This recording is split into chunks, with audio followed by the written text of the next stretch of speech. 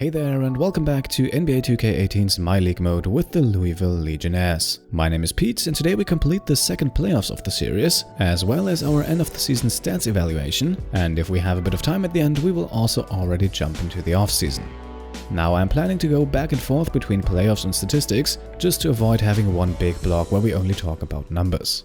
So we'll have round 1 of the playoffs, then we'll talk a bit about scoring stats, then we'll have a look at round 2, after that we'll talk about defense, then we see who wins the conference finals, then we have the last block of stats talking about rebounding and passing, and then we will get to see who wins the NBA finals.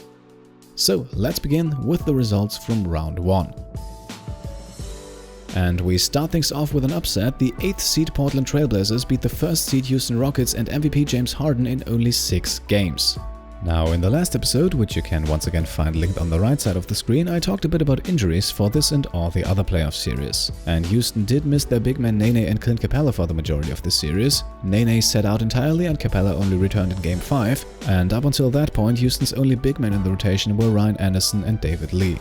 At the same time, both Lillard and McCollum averaged over 30 points per game for this series, so there are reasons why the end result is what it is. Still, with the Warriors decimated, Houston claiming 1st seed, Harden winning MVP and Mike D'Antoni winning Coach of the Year, I think the Rockets fans had high hopes for this year, and it is a bit sad to see those hopes crushed. Now in the Minnesota-OKC series, the Thunder advance in convincing fashion. No injuries in this one, and so the rather lopsided result was somewhat surprising to me. But then again, Russell Westbrook averaged a triple-double for the series. Paul George also put up 26 points per game, while on the other side, Towns, Wiggins, Butler and Teague were not all that convincing. The Clippers-Suns series then goes to 7 games, with the Clippers eventually advancing. The whole thing might have gone a bit differently though had Devin Booker not torn his foot ligament in Game 3. Despite his absence though, the Suns rallied behind guys like Michael Porter or Eric Bledsoe, and they fought to keep the series alive until Game 7, but eventually the Clippers were just too much to handle. In the other series, the 2nd seed Utah Jazz then actually live up to the hype, beating San Antonio in 6 games despite an injured Ricky Rubio. Out east, the Cavaliers sweep the Bulls as expected, and Chicago didn't even come close to winning in any of the games, while on the Cavaliers side, Isaiah Thomas exploded night after night for 32 points per game. Luka Doncic was actually the team's 2nd best scorer this series with 27 a night, followed by LeBron with 21 points, 9 rebounds and 11 assists. And keep in mind, Kevin Love is still out with an injury, and J.R. Smith has actually been added to the list after breaking his foot in Game 3, but despite all that, I still see the Cavaliers with good chances to win against Boston in the next round. Speaking of Boston, they quickly took care of Toronto in 5 games. Missing Jaylen Brown apparently didn't hurt their efforts all too much, and Kyrie Irving averaging 31 points and 6 assists per game certainly also helped. As expected, the Indiana Pacers without Kevin Durant don't really stand a chance against Philadelphia, while Joel Embiid, Ben Simmons and company take the series in 6 games, even without the injured rookie Markelle Fultz. The last seed in the Eastern Conference then ends with an upset as the 7th seed Washington Wizards beat the 2nd seed Milwaukee Bucks in only 5 games, and despite being a bit banged up, Antetokounmpo played in all 5 of those games, but both John Wall and Bradley Beal finished the series scoring about 30 points per game, and apparently Milwaukee didn't really have an answer for that. So this concludes the first round, but before we have a look at the second one, let's have a look at our team, and let's talk a bit about scoring for the Louisville Legionnaires. And we start things off very simple with the normal points per game stat. Our leaders here are probably unsurprisingly Rodney Hood and Josh Richardson, both slightly over 14 points per game, a number that I have to admit, at least for Hood, I expected to be somewhat higher. Tyler Ulis then has established himself as the 3rd best scorer on the team with about 12.5 points a night, and that already shows us one very interesting thing: all 3 of our main scoring options are starting players in the backcourt. Apart from those 3, we then have a very solid middle ground. Ferrell, Kuzma, Johnson and Bamba are all within a single point of each other, all slightly below 10 points per game, and Hernangomez and Vaughn are not too far off either, both scoring about 8 points per game. And this is a trend that has been very difficult for me to handle for pretty much the entire season, because it seems like pretty much everyone on this team can get their 10 points per night, while at the same time no one's scoring abilities really stand out above the rest. Especially with our big man, this has made it very difficult to find a good rotation, because as you can see here, even Cheick Diallo is well within striking distance of the rest. We will also see this a bit more clearly when we have a look at the per 36 minute stats. Now, the only core player that hasn't really established himself as a scoring option this year is Deontay Davis, but then again he's out there to block shots and grab rebounds, so the lack of scoring here is absolutely fine with me, especially considering how many guys we have who apparently want to get their fair share. Now, per 36 minutes, the picture at the top doesn't really change all that much. Rodney Hood is leading the pack with 18 points ahead of Richardson's 17, but then we have the first change. Ahead of Tyler Ulis, we have Bryce Johnson. Not even 1 point behind Richardson, Johnson shows us that if given the playing time, he can definitely produce, and we definitely need to keep that in mind for the next season. Ideally though, Johnson moves back to the bench next season, not because he doesn't belong with the starters, but simply because he needs to take shots to score, and as we can see here, in the starting lineup, Hood, Richardson and Ulis are taking away quite a few of those. Now, beginning with Tyler Ulis here, we now come to the interesting part, because per 36 minutes we have a ton of guys who score pretty much all in the same range. We have Ulis with 15.8, Abrinas with 15.4, although on horrible efficiency, Rashad Vaughn with 15.2, Cheick Diallo and Yogi Ferrell both with 15, Hernangomez with 14.1, Bamba also with 14.1, and last but not least, Kyle Kuzma with 14. And this goes hand in hand with what I said earlier. This team is loaded with guys who, if given the opportunity, can put up double-digit scoring numbers consistently. If we just look at the raw numbers here, our second unit arguably has as much firepower as the first one, and once again this makes it incredibly difficult to decide who should start and who should come off the bench. Now, of course, the scoring output here isn't everything, we also have to look at efficiency. And instead of having a look at field goal percentage, 3-point percentage and free throw percentage, we are going straight for the advanced true shooting percentages, which is one single neat number factoring in all three of those areas. And we can see here that apart from being one of the team's highest scoring guys, Bryce Johnson is also one of the most efficient ones. So I think going forward it might be safe to say that Johnson is one of the top 3 scorers on the team, and once again that is something we should keep in mind for next year's lineups, because I think a top 3 scorer deserves a lot more than just 18 to 20 minutes a night. At the same time, we probably won't be able to give Johnson all the minutes in the world, because Juan Hernangomez, the other guy at the power forward, is following close behind. One of the reasons Hernangomez's number is where it is here is his incredibly high 3-point percentage, as he's shooting almost 42% from deep, leading the team by a landslide. Now, with Richardson, it's also once again nice to see that one of the team's highest volume scorers is also among the most efficient, because that certainly helps him get more shooting opportunities in the future. We then once again have a larger middle-of-the-pack group around that 54-53% mark, consisting of Yogi Ferrell, Rashad Vaughn, Rodney Hood, Tyler Ulis, Derek White and Cheick Diallo. In the case of Rodney Hood, this also shows that despite his streakiness and recent troubles, he's not underperforming compared to the rest of the team, and while I would of course love to see him near the top of the list, his overall shooting efficiency might not be as big of a problem as it seems at times. The same thing is true for Kyle Kuzma, although once again I would love to see his number go up a bit, but then we drop off to below 50%, and that is what is generally considered to be at the poorer side of the efficiency scale. Alex Abrinas' shooting struggles were well documented this season, and they are the main reason we did not extend his contract, but from Mo Bamba I definitely expect a noticeable increase next season, because right now he's still far away from being an efficient scoring option down low. The same is true for Deontay Davis, and I know I said earlier that I don't expect him to score much, but what I do expect him is to convert a lot better on those few chances he gets. Now, at least for the core players who will very likely be with us next season, I quickly ranked and grouped them, and while there is no official scale saying a true shooting percentage of 59% is great, there are numerous takes and interpretations of the true shooting percentage out there, and pretty much all of them come to this or close to this conclusion. It is generally accepted to expect a slightly higher true shooting percentage from big men compared to guards. Still, with a number close to 60%, Johnson definitely qualifies for great. The NBA league average is always about 53-54%, so our numbers correspond nicely with that, although it is also widely accepted that Kuzma would no longer qualify for that. Like I said, and there is really no way around that, anything below 50% is pretty terrible, and so one of the goals for next season will be to get those numbers for Kuzma, Bamba and Davis up.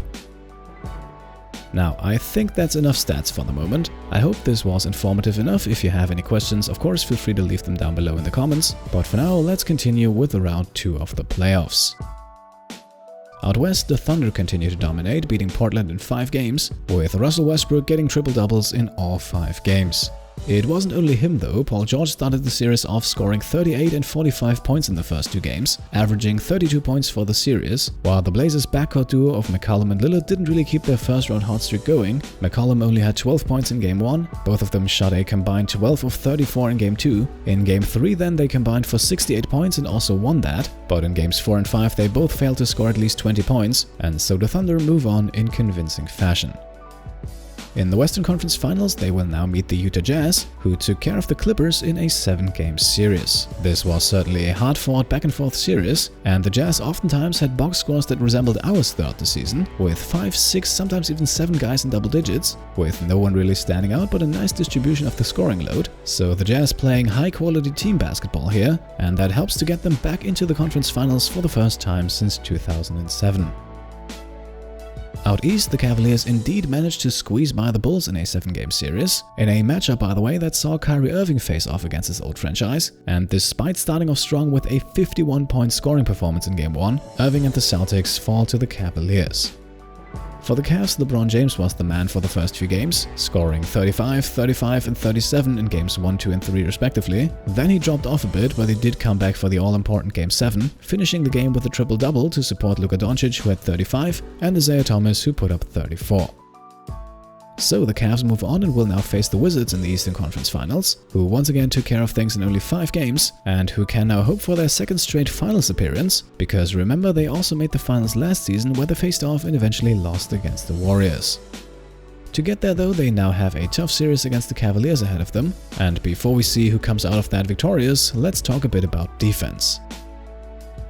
We once again start things off pretty straightforward with steals per game, and there is really only one player on the team worth mentioning here, and that is Josh Richardson.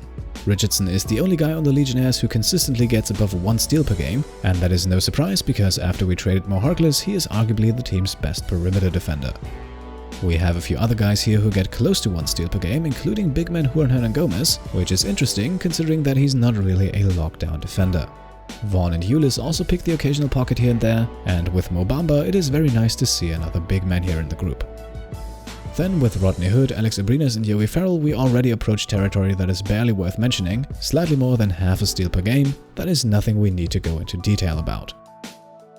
When we look at blocks per game, we have those guys at the top of the list that are expected to be there. Davis leads the team with 1.3, Johnson comes in as a close second with 1.2, and rookie Mo Bamba also averages about 1 block per game.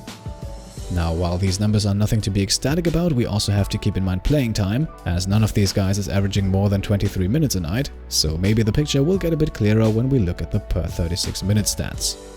We once again start things off with steals and we'll skip Briante Weber here because he hasn't really played much, but that leaves Alex Abrinas at the top, which is certainly somewhat interesting. No matter how we look at it, Abrinas is only an average defender, and he did play 29 games this season, so it's not really a matter of small sample size either. Now, I looked around for a while, but I couldn't really find anything to explain this, so I guess we'll just have to accept it as a statistical anomaly. A bit more expected then is Josh Richardson leading the rest of the group, once again ahead of Rashad Vaughn and Juan Hernangomez. Then we have Mo Bamba, who together with Bryce Johnson is actually the only player on the team who, at least per 36 minutes, averages more than 1 steal and 1 block per game. And with Bamba, good defense was expected, but with Johnson it's nice to see that next to being a good scorer, he also has solid defensive potential. Now, the top ranks of the block numbers per 36 minutes remain unchanged, although the numbers look slightly better here, as Davis leads the way with 2.3, followed by Johnson, Bamba and Diallo. For a big man here, that's rather unsurprising. Even better to see though that the next guy on the list is shooting guard Josh Richardson. Maybe if Richardson can improve to about 1 block per game, and with that actually join that small group of Bamba and Johnson, that could go a long way towards cementing him as the team's primary defender. Now we have one other stat available that can give us a bit of info on how good a player is at defending, and that is opponent field goal percentage, basically the field goal percentage of the player that our guy is defending when he's on the court. And if we leave out Omar Ashik, who probably only defended 3 shots in this entire stay with us, then we have Rodney Hood and Rashad Vaughn tied for first place here. And their opponents shooting only 41.1% from the field. That is actually a very good value here, especially for Rodney Hood, who does that against opposing teams' starting lineups. So while Hood might not be an elite defender, his 6'8" frame definitely helps him on that end of the court. and even Kyle Kuzma's value here is very good, holding his opponents to only 42%. That is still way better than the league average. Also interesting, arguably our best defender in Josh Richardson at only 45.8%. That might have something to do with him regularly guarding the opposing team's best player, and honestly it's not even that bad, because at 45.4% the Legionnaires actually have one of the team's best ratings here, and so while Richardson is slightly worse than that, he is still performing above average compared to many other teams in the league. Two guys who are surprisingly not performing above average though are Mo Bamba and Deontay Davis, Bamba with 49.2% and Davis with a team worst 51%. That is actually very surprising if we consider that both of them are very good interior defenders. With Bamba, I can still somewhat understand it. He is a rookie and a skinny one at that, and he oftentimes goes up against bigger, stronger and more experienced opponents, so he is expected to still learn the ropes on defense. And while Davis is certainly also not the strongest guy out there, he does have 2 more years of experience compared to Bamba, so he should know the NBA game a lot better. Still, I might also be overly critical here, and once again let me know what you think, because I would generally expect a big man to do a bit worse in this stat compared to a wing player, simply because shots around the rim, no matter how well they're defended, tend to go in at a higher rate. And seeing a great interior defender like Steven Adams with an even worse percentage, that of course does not excuse Davis from trying to get better, but it also makes his number look not quite that bad. Now we'll go back to the playoffs in just a second, but let's have a look at one last statistic: fouls per game per 36 minutes. And we have one guy who consistently seems to get into foul trouble here, Deontay Davis, who per 36 minutes gets called for 5 per game, which is a risk that of course comes with being a shot blocker and an athletic interior defender. Apart from that, I don't see any problems here. None of the other guys is above 4 fouls per game, and getting about 1 per quarter is absolutely fine with me. We have a few interesting cases at the bottom of the list though, starting with Bryce Johnson, who despite being a big man only averages 2.8 fouls per 36 minutes, so he does seem to have a bit of a talent staying out of foul trouble. Vaughn and Kuzma are also interesting, averaging 2.5 and 2.1 fouls respectively, and keep in mind this is the average per 36 minutes, so I would say they are free to pick up a few more fouls here and there. The most remarkable case though is probably Mo Bamba, who despite being the starting center for the Legionnaires only averages 1.7 fouls per 36 minutes, all that while slowly but steadily developing into a great defender, but maybe this also shows that he could be a bit more aggressive. Now we'll see how things progress for the next few seasons with him. For now though, let's get back to the playoffs. And this year's finals matchup will see the Oklahoma City Thunder and the Cleveland Cavaliers face off against each other, with the Thunder making their first finals appearance since 2012. OKC taking care of the Jazz in 7 games, and I would argue that Paul George was actually the key player for the Thunder in this series, because Westbrook had more than one game where he seriously struggled, but George put up the numbers and eventually squeezed the Thunder past the Jazz. For the Jazz, Rudy Gobert and Derek Favors were the key players, both of them consistently averaging double-doubles, with Gobert putting up the more impressive numbers though, including a career-high 37 points in Game 1. Still, their efforts would not be enough as the Thunder advance and the Jazz finish off a successful season with a 4-3 loss in the Western Conference Finals. Out east, the Cavaliers are once again the team of the hour, as they beat the Washington Wizards in 6, led once again by the trio of LeBron James, Luka Doncic and Isaiah Thomas. And that trio will actually get some more support for the finals, because as you can see on the right side, Kevin Love is back just in time, and so the Cavs have all their stars together for an exciting finals matchup. Now, will they dismantle the Thunder? Will it be a competitive series? Or might the Thunder even be able to steal the series? That question will be answered in a few minutes, but first let's have one last look at the stats and talk about rebounding and passing. And we'll begin with rebounding, however for the sake of comparison we will immediately start with the per 36 minute stats. And the first thing that shows is that Cheick Diallo is an absolute beast on the glass. With 13 boards per game, 4.5 on the offensive end and 8.5 on the defensive end, he is the team's unquestioned leader in all 3 stats and has more than earned himself the tag of rebounding specialist. This is also the main reason, by the way, why I think he should not be overlooked when we create our big man rotation for the next season. Deontay Davis and Mo Bamba both also average double-digit rebounds per 36 minutes, closely followed by Bryce Johnson, who with 9.8 per game is just shy of that mark. We can also add Juan Hernangomez to the group and we can see a nice distribution per position here. Our centers are the leading rebounders, followed by the power forwards, and then we have Kuzma and Hood representing the small forward spot. Kuzma deserves a special mention here though. With 8.6 rebounds per game, mostly as a wing player, that is definitely an impressive number, especially considering that 2.5 of those boards come on the offensive end. At the bottom of the list then we have one more reason why Alex Abrines was not extended, as he's being out-rebounded not only by 5'10" Tyler Ulis, but also by Yogi Ferrell, who's just barely an inch taller than Ulis. Now there is another metric to look at for a good measure of a player's rebounding skills, and that is the advanced statistic rebound rate. The rebound rate is a percentage stat, stating the percentage of the missed shots that a player rebounds during his time on the court. However, the stat here doesn't really show anything new and it only supports what we already talked about. Jack Diallo is in a league on his own at the top, while the rest of the team sorts pretty nicely by position. And this list also includes Alex Abrines, who once again finds his place at the bottom of the list. Now I think this concludes rebounding, let's talk about passing next. And once again we jump straight to assists per game per 36 minutes, where we can actually see Yogi Ferrell with a sizable lead ahead of Derek White and Tyler Ulis. His passing skills were also one of the main reasons I decided to sign him again after his first season with the team, and once again in his second year with the Legionnaires he didn't disappoint. With Derek White I'm also fairly content with the numbers here. He is more of an offensive-minded point guard, so 6 assists per game is nothing to complain about. However, the case is a bit different for Tyler Ulis, because rating-wise Ulis is actually a better playmaker compared to Ferrell. Still, per 36 minutes Ferrell averages almost 2 assists more per game, which could indicate that Ulis simply doesn't want to share the ball. Now I actually had a look at his tendencies and his passing tendencies were suspiciously low, so I slightly increased those and maybe that will have a noticeable effect. Consider that an early off-season training session. Now there is only one more player who I quickly want to mention here, and that is Mohamed Bamba, because for some reason, apart from the point guards, Bamba is the guy on the team to average the most assists.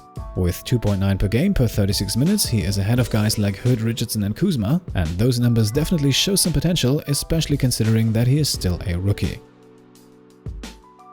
Now just like with the rebounding, there is another stat here that gives us a bit more insight, and that would be the assist ratio. The game sadly does not give out the assist-to-turnover ratio, and I was too lazy to calculate it myself, so instead we'll have to make do with only the assist ratio, the percentage of a player's possessions that end in an assist. And once again the list supports what we saw earlier. Yogi Ferrell leads all players, converting roughly 1/3 of his possessions into assists. He is then followed by White, Ulis and the Big Gap, and then yes, once again it is Mo Bamba here, turning almost 15% of his possessions into assists for his teammates. And I think that is now enough with the numbers. Once again, if you have any further questions about this, feel free to leave them down below in the comments, and if you want to know a specific stat for a specific player, I will be happy to provide it. But now I think it's time to answer the question, who will be our 2019 NBA champion? And yes, you're seeing that right, the trophy this year going to the Oklahoma City Thunder. They pull off the impossible and beat the powerhouse Cavaliers in 7 games, with Westbrook and George dropping incredible performance after incredible performance, but we have to stretch the importance of their supporting cast as well. Guys like Steven Adams, Andre Robertson, Thomas Robinson or Alex Len, they all played a vital part in taking down the Cavaliers. And with that, Paul George and Russell Westbrook win their first NBA championships, and in the case of Westbrook, also the first Finals MVP. While George was actually the team's leading scorer in this series with about 31 points per game, Westbrook came close with almost 29, but he absolutely dominated the rebounds and assists as well, putting up stat lines for example like 30 points, 17 rebounds and 10 assists in Game 3. So we congratulate the Thunder to their first NBA championship since being based in Oklahoma City, their second one if we include the team's history in Seattle. For the Cavaliers, this leaves us now with the question what will happen with LeBron James in his expiring contract, but I think that is a question for the next episode. I know this one has been quite a ride with a heavy focus on stats and numbers, so I'll give you a bit of time to digest all that, and then next time we'll be back with the NBA offseason. Until then, as always, if you liked this episode then leave a thumbs up. If you want to support the channel and help it grow then feel free to subscribe. And of course, thank you all for watching and I'll see you next time. Cheers!